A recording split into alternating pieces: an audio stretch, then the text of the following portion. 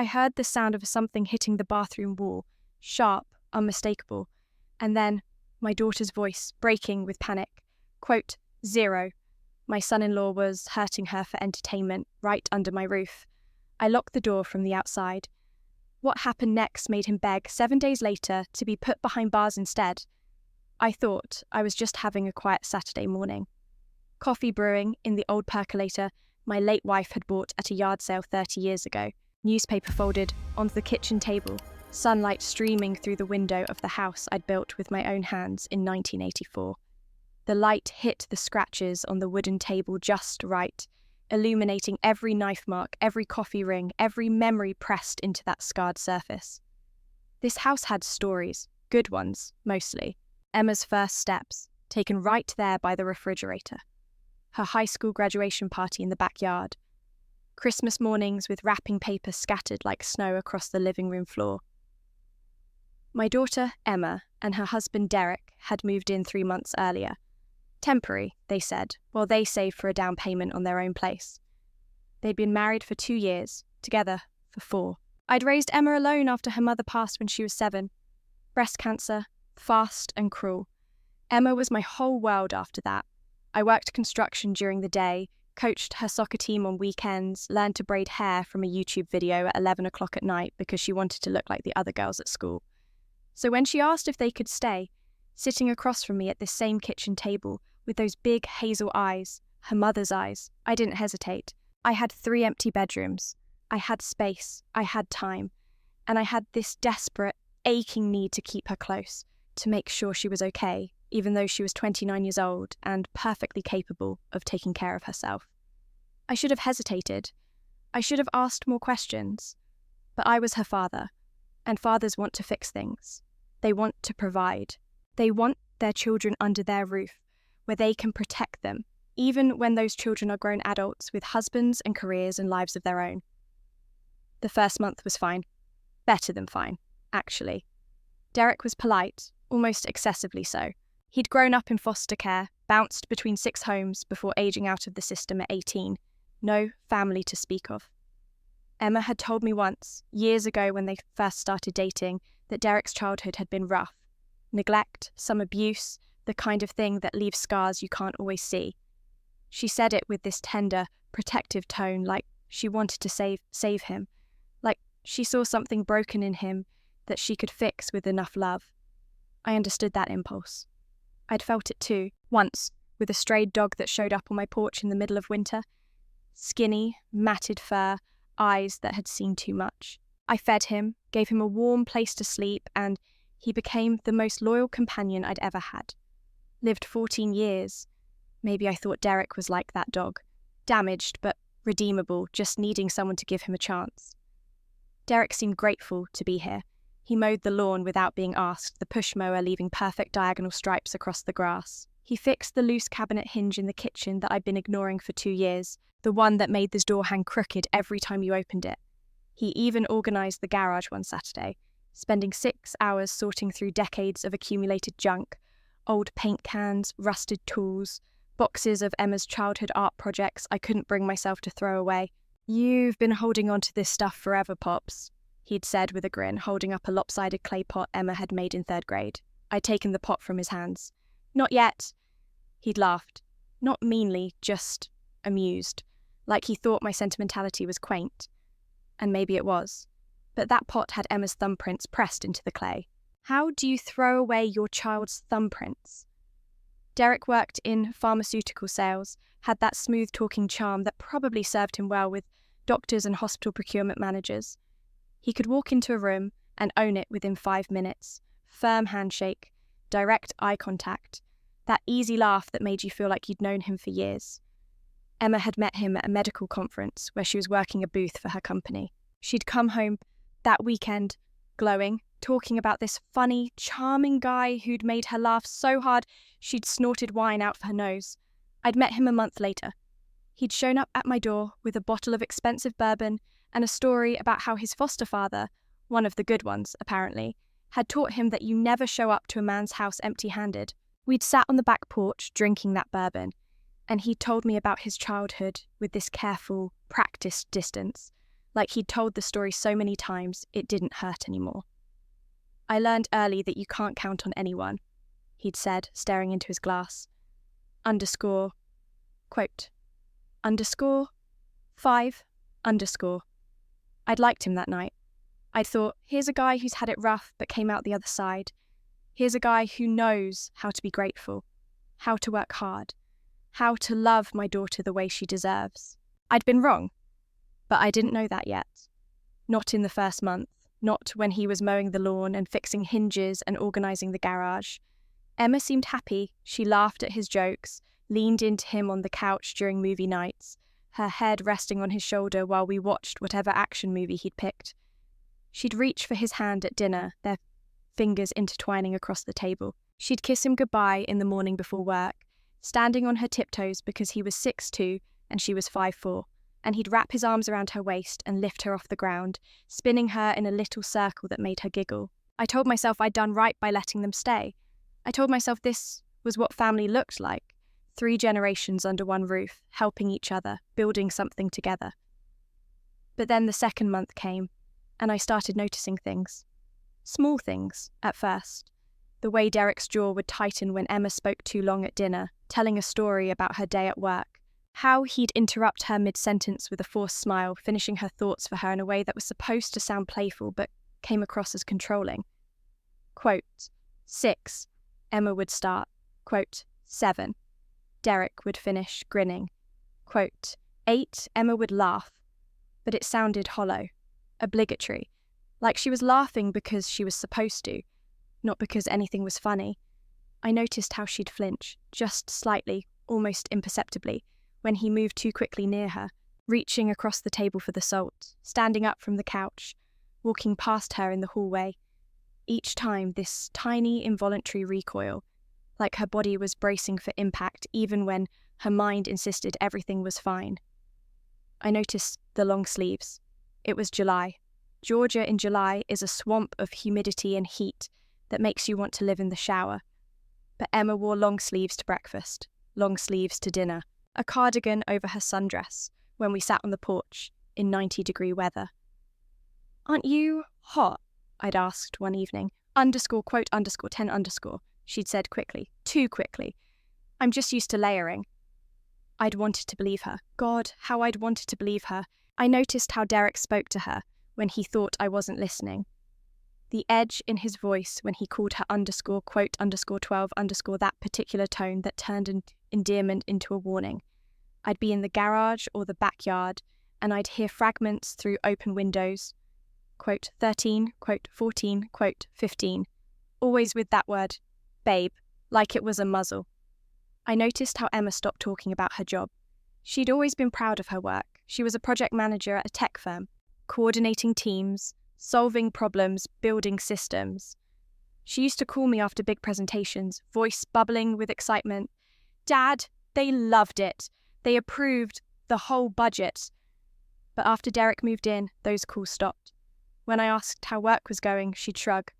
Quote, 17. I noticed how she stopped seeing her friends. Emma had always been social, girls' nights, weekend brunches, book club meetings. Her calendar used to be full, but over those months, the invitations dried up. Or maybe she just stopped accepting them. Where's Katie? I'd ask when Friday night rolled around and Emma was home, instead of out with her best friend. Emma would say, scrolling through her phone without looking up. But I'd seen Katie's text messages pop up on Emma's screen once when she left her phone on the counter. Em, please call me. I'm worried. Derek won't let me talk to you. Emma had deleted the message without responding. I told myself I was imagining things, reading too much into normal marital dynamics. Emma was a grown woman. She'd tell me if something was wrong. Wouldn't she? I'd raised her to be strong, to speak up, to never tolerate disrespect or cruelty. After her mother died, I'd sat her down, this tiny 7-year-old with gap-toothed smile and scraped knees, and I'd said, quote, 21. She'd nodded solemnly, like she was taking an oath. But promises made by 7-year-olds don't always hold when you're 29 and married and convinced that love means enduring, compromising, making excuses. I started paying closer attention. I'd find reasons to be in the same room when they were together, fixing a squeaky door hinge outside their bedroom, watering the plants near the living room window, reorganizing the pantry that shared a wall with their bathroom. I started noticing Derek's moods. How they'd shift without warning.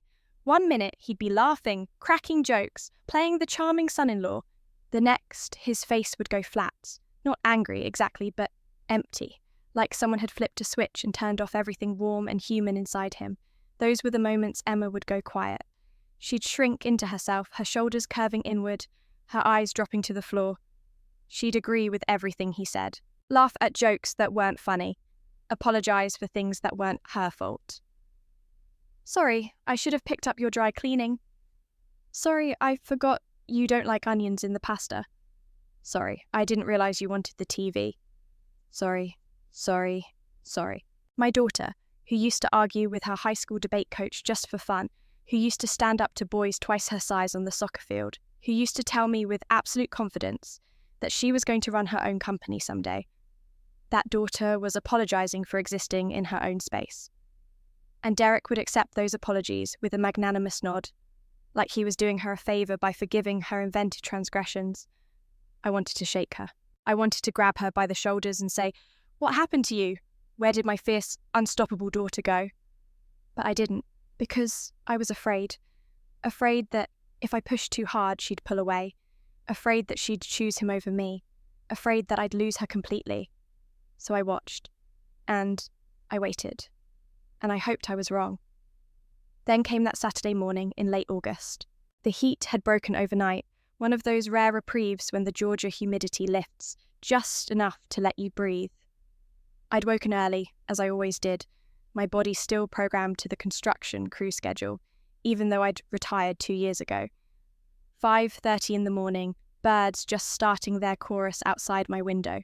I'd gone downstairs in my usual routine, started the coffee, let it percolate and fill the kitchen with that rich, dark smell that always reminded me of my father, who used to drink it black and strong enough to strip paint. Retrieved the newspaper from the front porch, still damp with dew. Settled into my chair at the kitchen table, the same chair I'd sat in for 40 years, the wood worn smooth under my hands. The house was quiet, peaceful.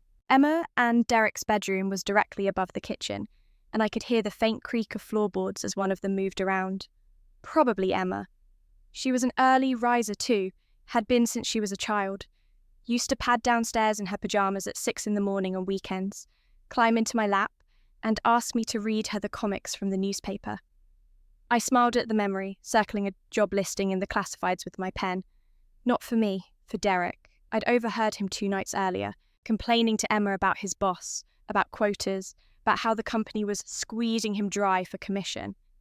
He'd sounded stressed, frustrated. I thought maybe a change would help.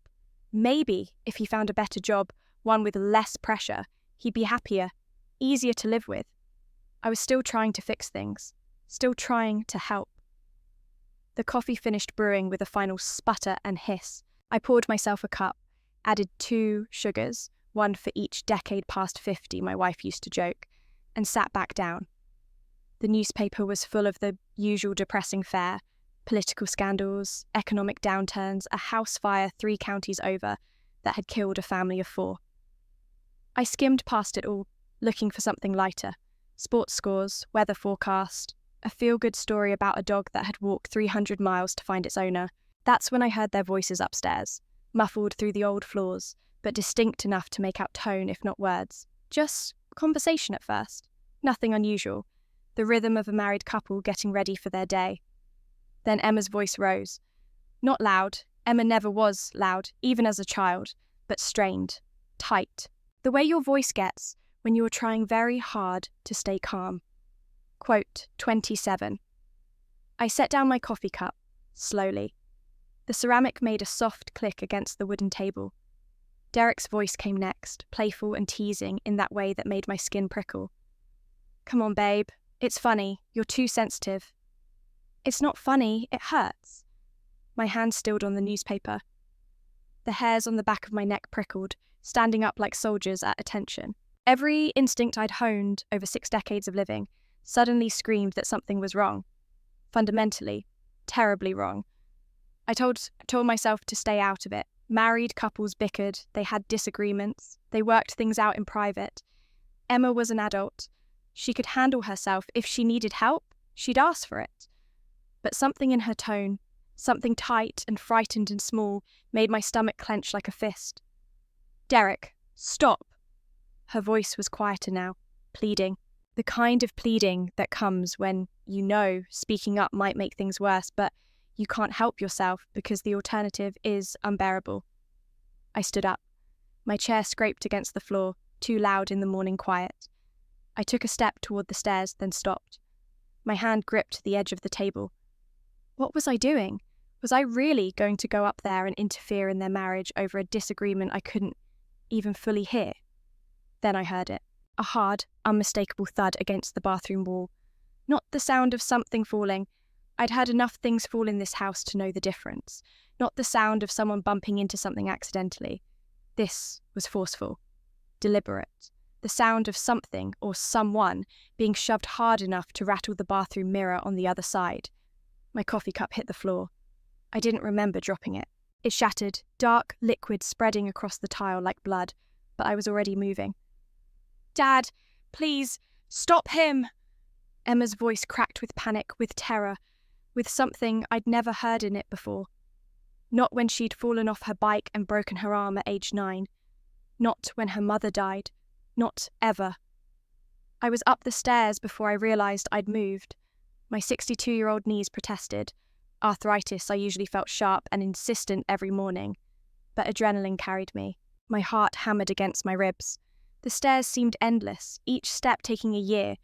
The hallway stretched out impossibly long. The bathroom door was closed. I could hear Derek laughing, actually laughing, this light, amused sound like he'd just heard the funniest joke in the world. And Emma's voice, small and pleading. "Stop, please, stop." I didn't knock. I didn't announce myself. I turned the knob and shoved the door open hard enough that it bounced off the inner wall with a bang that echoed through the house. The scene froze me for half a second. Just half a second, but it burned itself into my brain with perfect, horrible clarity. Emma was backed against the sink, her arms raised defensively in front of her face. Her cheek was red, bright, angry red, the kind of red that told me it had just been struck within the last 30 seconds. Her eyes were wide, glassy, filled with tears that hadn't yet fallen. Her mouth was open like she'd been about to scream, but couldn't find the air. She was wearing a tank top and pajama shorts, no long sleeves this time. And I could see them, the bruises on her upper arms, finger-shaped, dark purple and yellow, some fresh, some fading. A constellation of pain mapped across her skin. Derek stood in front of her, his hand still raised like he was mid-swing, like he'd frozen mid-motion when the door opened. He wasn't even trying to hide it. His face was split with this grin, this wide, delighted grin like he was having the time of his life. Quote, three, he said, casual as anything, lowering his hand slowly, like I'd just walked in on him brushing his teeth, like nothing was wrong, like this was the most normal thing in the world. We're just messing around. The world narrowed to a pinpoint. Everything went quiet except for the sound of my own breathing. Deep, controlled, the way they'd taught us in the Navy when I was 18 years old, and learning not to panic under pressure. Emma's eyes met mine. They were wide, glassy, filled with something I'd never seen in them before. Terror. Not of me. Of him. And underneath the terror, something worse, shame. Like she thought this was her fault. Like she thought I'd be disappointed in her for letting this happen. My daughter thought I'd be disappointed in her for being abused. That thought cut deeper than any knife. Quote, 35, I repeated slowly. My voice didn't sound like mine. It was too calm, too even.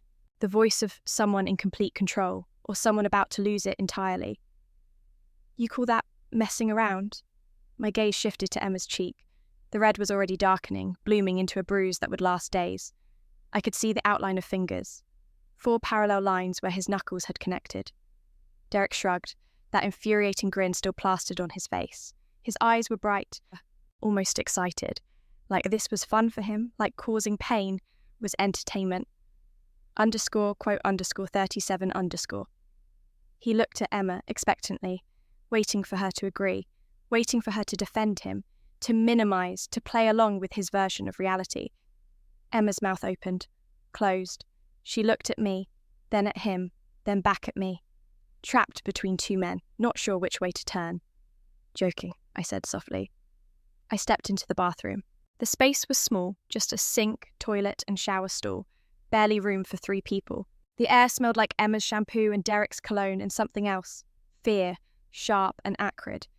You were joking when you hit my daughter hard enough to leave a mark? Derek's grin faltered for just a second. Just a flicker. Then it was back, along with that easy, charming tone. Quote, 40. Quote, 41. Quote, 42. I looked at Emma. She was trembling, her whole body shaking like she was standing in a freezer. Her arms were still raised, still defensive, like she couldn't quite believe the threat had passed. Emma, I said quietly, not taking my eyes off Derek. Do you like it when he hits you? Silence, long and suffocating. Emma, Derek's voice had an edge now. A warning, more silence, I said. Her voice came out as a whisper, barely audible. Quote, 49, that one word, 2 letters. It broke something open inside my chest. Quote, 50, I said. Quote, 51. Quote, 52. Emma hesitated, glancing between me and Derek. Her fingers twisted together, ringing anxiously. Derek rolled his eyes, like this was all a tedious overreaction. Quote, 53. But Emma didn't tell me anything. She slipped past me, moving carefully, like someone navigating around a dangerous animal. Her shoulder brushed mine as she passed, and I felt how badly she was shaking.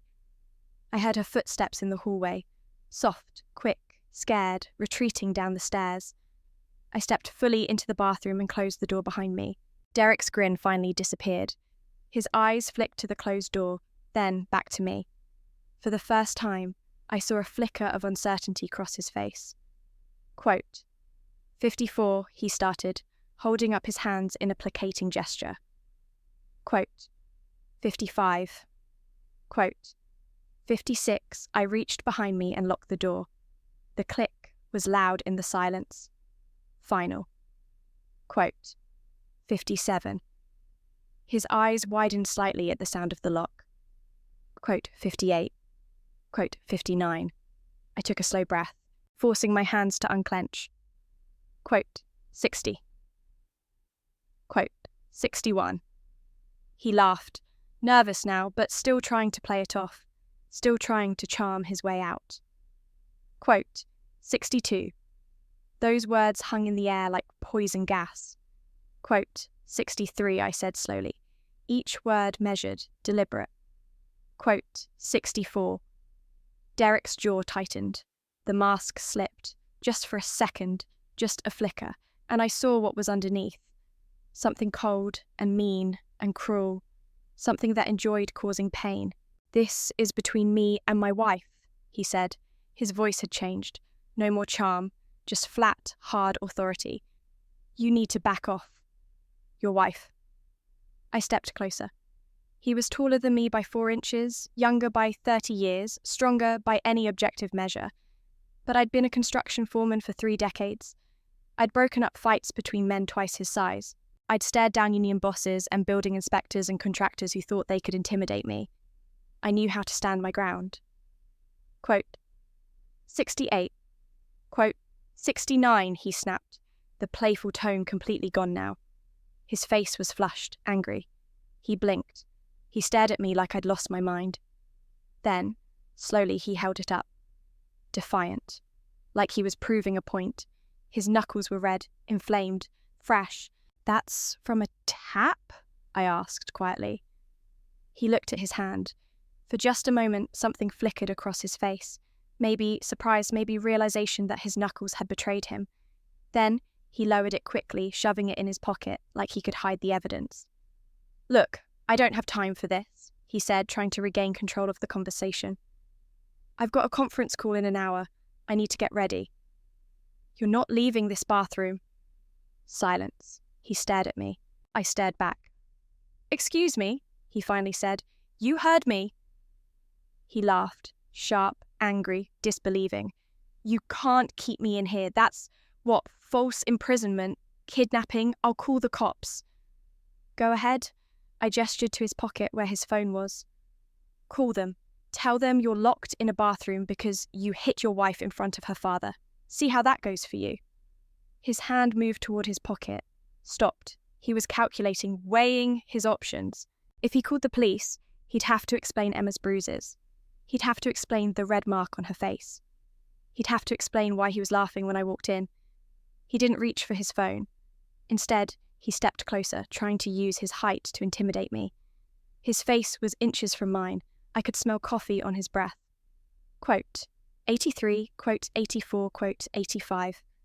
I didn't flinch, didn't blink, just held his gaze.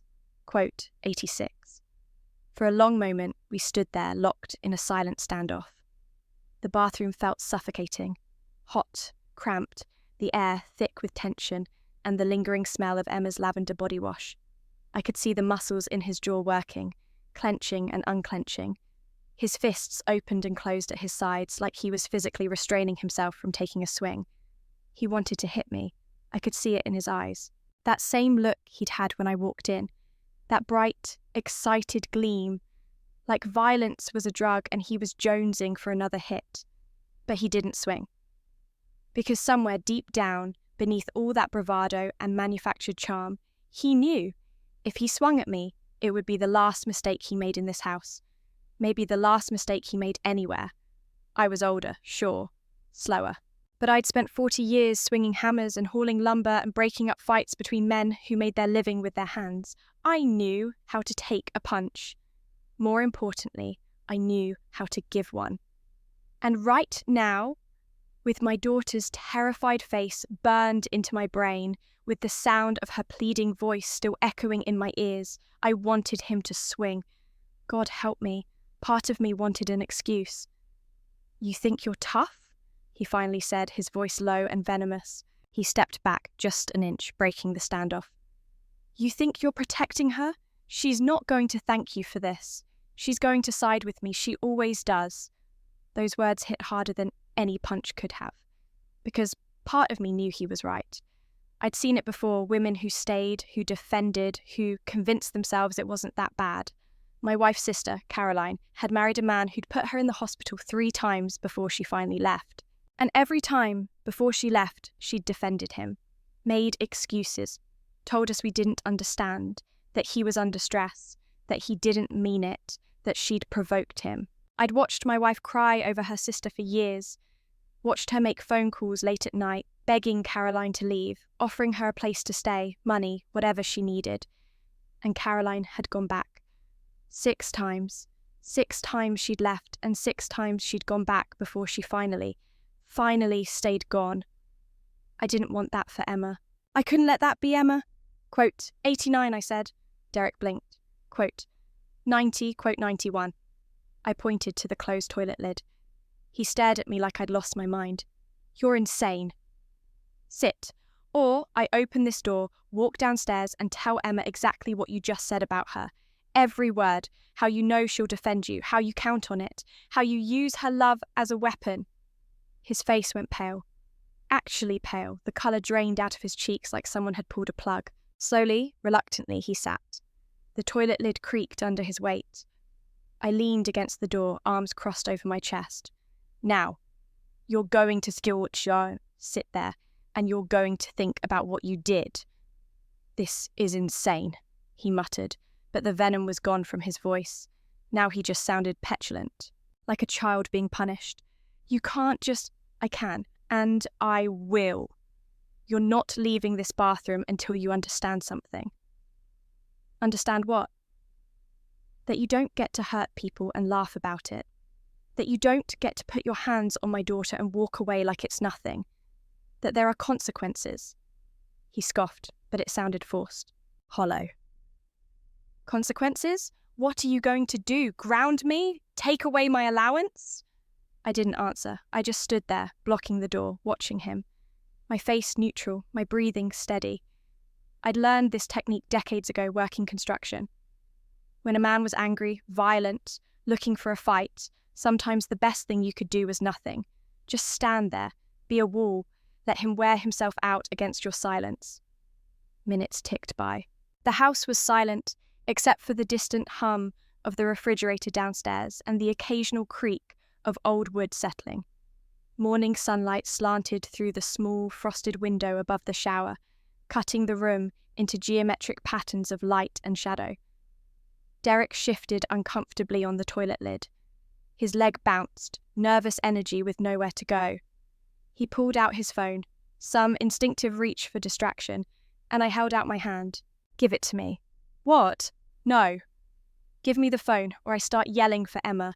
Tell her to come up here and see you for what you really are." His fingers tightened round the phone. For a moment, I thought he might refuse. Then, with a look of pure hatred, he slapped it into my palm. I set it on the sink, out of his reach. Now he had nothing. No escape, no distraction. Just him, me, and the suffocating realization that for the first time in his life, someone wasn't letting him run away from what he'd done. "This is stupid," he said after another 5 minutes. I said nothing. "Let me out." Nothing. I said, "Let me out." I remained still, my expression unchanged. I'd dealt with plenty of angry men in my time. I knew the progression. First came the bluster, the threats, the attempts at intimidation. Then came the bargaining. Then the pleading. Then, if you waited long enough, the truth. He stood up, fists clenched at his sides. Quote 107. Quote 108. Something in my voice, something cold and final and utterly immovable, made him sit. And that's when it started, the real consequences. Because Derek, for all his bluster and charm and carefully constructed facade, had never been locked in a room before. Had never been forced to sit with his own thoughts, his own actions, with no escape. No door to storm through when things got uncomfortable. No phone to scroll through. No audience to perform for. Just him and the growing, suffocating weight of what he'd done. 20 minutes passed, then 30. The bathroom was getting warm, no window to open, just a small vent that barely circulated air, and Derek was sweating. His forehead gleamed. Dark patches appeared under his arms. He kept glancing at the door, at me, at the phone on the sink just out of reach. He went through stages. First was anger. He paced the 3 feet of available space, back and forth like a caged animal. He muttered under his breath, cursed me, called me every name he could think of. I let him, words couldn't hurt me. Then came indignation. "You can't do this. This is illegal. This is abuse. You're abusing me right now, you know that? I could have you arrested." I raised an eyebrow. "You want to call the police? I'll open the door right now. We'll call them together. Show them Emma's bruises. Show them your knuckles. See who they arrest."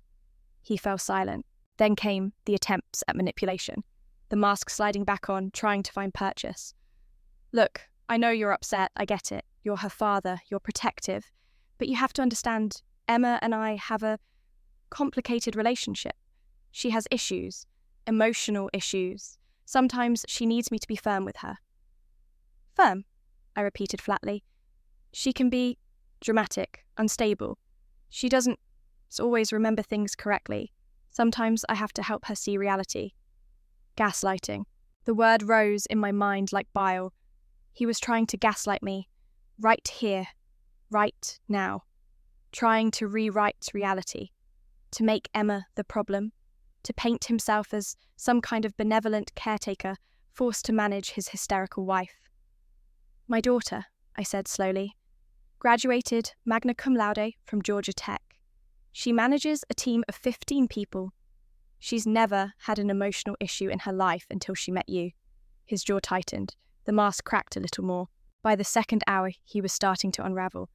The bathroom had become an oven. Sweat soaked through his shirt. His hair, usually perfectly styled, hung limp and damp. He tried the door handle 7 times. Each time, I'd simply stood there, immovable. "Please," he said, and for the first time, there was something real in his voice. Not manipulation, just exhaustion. "Just let me out. I need water. I need air. I can't breathe in here." Emma couldn't breathe either, I said quietly. When you had her backed against that sink, when you had your hand raised, when she was begging you to stop. She couldn't breathe. He slumped forward, elbows on his knees, head in his hands. The third hour broke him. He'd been silent for 20 minutes, just sitting there staring at the floor. Then, without warning, his shoulders started to shake. A sound escaped him, something between a laugh and a sob. Quote, 120, he whispered. I waited. Quote, 121, quote, 122, I asked. He didn't answer. How long have you been hitting my daughter? Silence, long and heavy. Answer me. 6 months. His voice was barely audible. Maybe longer, I don't know, it all blurs together. My hands clenched into fists. 6 months, half a year. While I'd been downstairs, oblivious, circling job listings and brewing coffee and convincing myself everything was fine, he'd been hurting her for 6 months. How often? I don't know. How? Often. Once a week, maybe twice, sometimes more if she pushes me. If she pushes you, I repeated, each word dropping like a stone. You mean if she disagrees with you, if she has an opinion, if she exists in a way that doesn't please you? He looked up, and I saw tears on his face. Real tears. I know it's wrong, I know, but I can't stop. I've tried. I swear I've tried. You haven't tried anything, I said coldly. You know how I know? Because trying would mean leaving. Trying would mean getting help. Trying would mean telling Emma the truth and removing yourself from her life before you killed her. I would never. You would. Maybe not today, maybe not next month, but eventually one of those hits would land wrong. One of those shoves would send her down the stairs. One of those jokes would stop her heart. And you'd stand there looking at her body and you'd tell yourself it was an accident, that you didn't mean it, that she pushed you too far. He was sobbing now, full body sobs that shook his frame. Please, please, just let me out. I'll leave. I'll go. I'll never touch her again. You're right, I said. You won't, because you're going to leave this house today and you're never coming back. Okay. Yes. Okay. I'll go. Just let me out. And you're going to tell Emma why. His head snapped up. What? You're going to tell her everything. How long? How often? How you've been manipulating her, isolating her from her friends, convincing her she's the problem. You're going to give her the truth. She'll never forgive me. Good, I said simply. You don't deserve forgiveness. We stayed like that for another 30 minutes. Him crying, me watching. The bathroom had become a confessional, and he'd purged himself of every ugly truth he'd been carrying. He told me about his childhood, about foster homes where violence was currency, about learning that love and pain were the same thing, about the first time he'd hit Emma. A quote 148 slap that left her stunned and him exhilarated. About how it had escalated, slowly, steadily, until it became routine. He told me he loved her, that he didn't know how to love without hurting, that he was broken in some fundamental way that couldn't be fixed. I listened, not because I cared, not because I forgave, but because I needed to understand the monster that had been living in my house, sleeping down the hall from me, eating at my table. Finally, when I was sure, when I saw true fear in his eyes, not of me, but of himself, I unlocked the door. He stumbled out, pale and shaking. His shirt was soaked through with sweat. His eyes were red and swollen. He looked like he'd aged 10 years in 3 hours. Emma was waiting in the hallway. She'd been there the whole time, I realised, sitting on the floor outside the bathroom, listening. Her face was streaked with tears, her arms wrapped around her knees. She looked at him, then at me. I said. Her face went white. Derek couldn't look at her. He stared at the floor, shoulders slumped, defeated. 6 months. I said softly, once or twice a week, sometimes more. The bruises you've been hiding, the friends you've been avoiding, the apologies for things that weren't your fault. All of it. Emma's hands flew to her mouth. A sound escaped her. Something broken and raw. Derek started. She whispered. Quote, 1, 5, 8. He flinched like she'd struck him. I loved you, she said, her voice shaking. I defended you. To my friends, to myself, to everyone. I made excuses for you. I told myself you were stressed, that you didn't mean it, that I was being too sensitive. And all this time... I'm sorry, he said, and he sounded like he meant it. I'm so sorry. I'm sick. I need help. I know that now. I'll get help. I'll go to therapy. I'll do whatever it takes. Just give me another chance. No, I said firmly, you don't get another chance. You get one chance in life not to be an abuser, and you already used it up. Emma looked at me, tears streaming down her face. Dad, go pack his things, I told her gently. Everything. I want him out of this house in an hour. She hesitated, torn between the person she loved and the person who'd hurt her.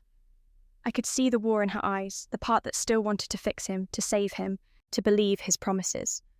Quote, 1, 6, 8, I said softly. Quote, 1, 6, 9. She went. Derek and I stood in the hallway. He looked at me, something desperate in his eyes. Quote, 170, quote, 171, I said. Quote, 172. 45 minutes later, he walked out my front door with a duffel bag and nowhere to go. He didn't look back. Emma collapsed in my arms the moment his car pulled away. The first 3 days were the hardest. Emma barely left her room. I'd hear her crying at night through the thin walls, these quiet, muffled sobs that she tried to hide, like even in her grief she was still trying not to be a burden. I'd stand outside her door with my hand raised to knock, wanting to comfort her, but never quite managing it. What do you say to your daughter when she's mourning the death of a relationship that was killing her? I made her meals she didn't eat, knocked softly and left trays outside her door, scrambled eggs and toast in the morning, soup for lunch, her favourite pasta for dinner.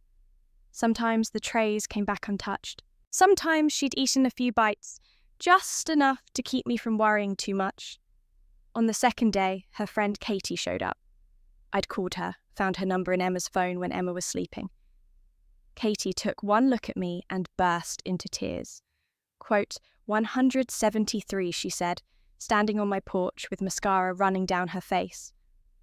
Quote, 174, quote, 175, I said. Quote, 176. Katie went upstairs and didn't come down for 4 hours. When she finally emerged, her eyes were red but determined. She's going to be okay, she told me. It'll take time, but she's going to be okay. I wanted to believe her. On the 4th day, Emma came downstairs. It was early morning, just after sunrise. I was at the kitchen table with my coffee and newspaper. The same routine, the same chair, everything the same, except everything was different. She stood in the doorway in her pajamas, looking small and young and heartbreakingly fragile. Her eyes were swollen from crying. Her hair was tangled. She looked like she hadn't slept in days, I said softly. Her voice was hoarse. She nodded. I poured her a cup, added cream and sugar the way she liked it. She sat down across from me, not in her usual chair, but in the one Derek used to occupy, like she was reclaiming space. We sat in silence for a while, just drinking coffee, listening to the birds outside, the old house settling around us. She finally said, I set down my cup carefully. She did, reluctantly. Quote, 186, quote, 187, quote, 188. She wrapped both hands around her coffee mug like she was trying to absorb its warmth. I pointed out gently. A tear rolled down her cheek. I said firmly.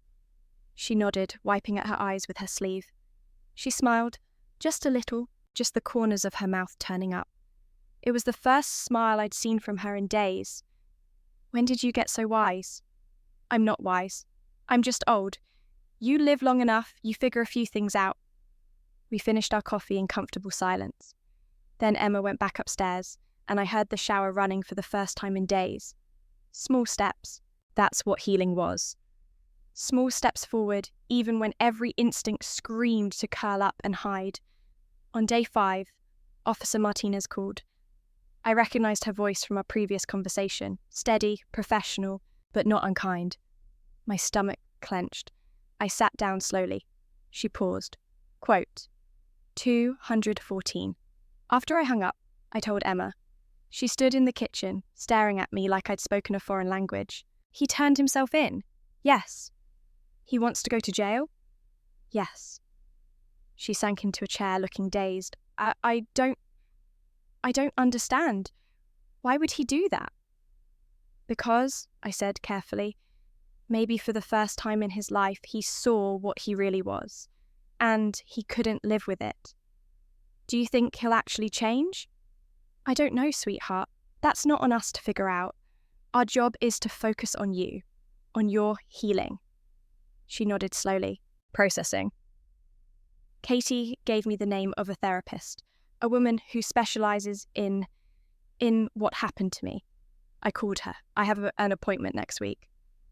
Pride swelled in my chest. That's my girl.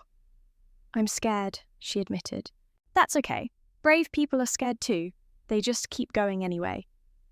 On day 7, exactly 1 week after I'd locked Derek in that bathroom, there was a knock at the door. I opened it to find him standing on my porch. He looked terrible. Worse than when he'd left. Unshaven, eyes bloodshot and sunken, clothes wrinkled like he'd slept in them. He looked like he hadn't eaten in days, hadn't slept, hadn't done anything but sit in that motel room confronting his demons. I need to talk to you, he said. His voice was rough, raw. You need to leave. Please. Just 5 minutes. I know I don't deserve it, but please. I looked back into the house. Emma was upstairs with Katie. She didn't need to see him, didn't need this setback when she was just starting to find her footing. Against my better judgment, I stepped outside, closing the door firmly behind me. Talk. He took a shaky breath. I went to the police. Officer Martinez said she called you. She did. Good. That's good. I wanted you to know. I'm going to jail. Mr. Patterson, I asked for it. I begged for it. Why? Because you were right. His voice cracked. You were right about everything. About what I was doing to Emma. About what I'd become. About where it would end up if I didn't stop. So, you want credit for turning yourself in? Want me to tell you you're brave? No. He looked up and I saw genuine anguish in his eyes. I want you to understand that I'm grateful for what you did. Locking me in that bathroom. At first, I was furious. I wanted to kill you, but then sitting there trapped with myself with no distractions, no excuses. I had to look at what I'd done, really look at it. And I'm a monster. I hurt the only person who ever loved me. I took her kindness, her trust, her love, and I used it as a weapon against her. I deserve to rot in prison for the rest of my life. You won't get life for this. I know. 18 months to 3 years, they said. It's not enough. It'll never be enough. But it's a start. And when I get out, I'm going to spend the rest of my life making sure I never hurt anyone again. I studied his face. He meant it. Whatever transformation had happened in that bathroom, in that motel room, in the police station, it was real. Or at least, it seemed real in this moment. Do you know what scared me most? He continued. In that bathroom, after the second hour, I realised something. I enjoyed it. Hitting her, hurting her, I'd tell myself it was because I was stressed or she'd provoked me or whatever excuse I could find. But the truth is, I liked the power, the control, the way she'd apologise even when she'd done nothing wrong. His voice broke completely. What kind of person does that make me? The kind who needs to be locked up, I said flatly. You said it yourself. Please. He looked at me with desperate eyes. Please, put me in jail. Call the police right now. Tell them I'm here, violating the restraining order Emma filed. Tell them I threatened you. Tell them whatever you need to tell them. I can't be out here. I can't trust myself. You already turned yourself in. I know. But the arraignment isn't until Monday. They released me on my own recognizance. 3 more days of being free. 3 more days where I could hurt someone. Please, lock me up. Do it yourself if you have to. I'm begging you. I looked at this broken man on my porch, and for the first time since I'd met him, I didn't see a monster. I saw someone sick, someone who'd finally realised just how sick he was. I said quietly. He nodded, tears streaming down his face. He turned to leave, then stopped. I watched him walk to his car, an old sedan parked at the curb. He got in, sat there for a moment with his hands on the wheel, then drove away. I went back inside. Emma was coming down the stairs. Katie right behind her, Emma asked, her voice tight. She sank onto the bottom step, her face unreadable. Katie sat beside her, taking her hand. I asked gently. Emma was quiet for a long moment, then she looked up at me with those hazel eyes, her mother's eyes. Is any of this normal? No, I admitted, but we'll get through it, one day at a time. 6 months passed like water through fingers. Derek took a plea deal, 18 months with mandatory counselling and a permanent domestic violence conviction on his record. The prosecutor told me it was one of the most clear-cut cases she'd ever seen, thanks to his confession. Emma filed for divorce. It was finalised in 3 months. She kept her maiden name, Patterson, the one she should never have changed in the first place. She went to therapy every week, sometimes twice a week when things got hard. Katie went with her sometimes, for support. I offered to go once, and Emma took me up on it. We sat in that small office with its comfortable chairs and soft lighting, and Emma told the therapist everything. I held her hand while she cried. The therapist told me I'd done the right thing, that I'd probably saved Emma's life. I didn't feel like a hero. I just felt like a father who'd been too blind for too long. Emma got a promotion at work. Started smiling more. Real smiles, not the careful, measured ones she'd worn around Derek. She went to brunch with Katie again, joined a book club, started taking pottery classes on Thursday nights. She moved into her own apartment in March. I helped her pack, helped her move furniture, helped her hang pictures on walls that were hers and hers alone. When she closed the door for the first time, standing in her new living room surrounded by boxes, she turned to me with tears in her eyes. I agreed, pulling her into a hug. Now it's late summer, almost a year since that morning in the bathroom. Emma comes over every Sunday for dinner. We sit on the porch with coffee afterward, watching the sunset paint the sky in shades of orange and gold. She doesn't talk much about what happened, but every now and then she'll look at me and say, "You saved me, Dad." And I tell her the same thing every time. "You saved yourself, sweetheart. I just bought you time to see it." Derek writes letters from prison. They arrive every few weeks, addressed to Emma. She doesn't open them, just throws them away, unopened. That's her choice, and I respect it. The therapist says it's healthy.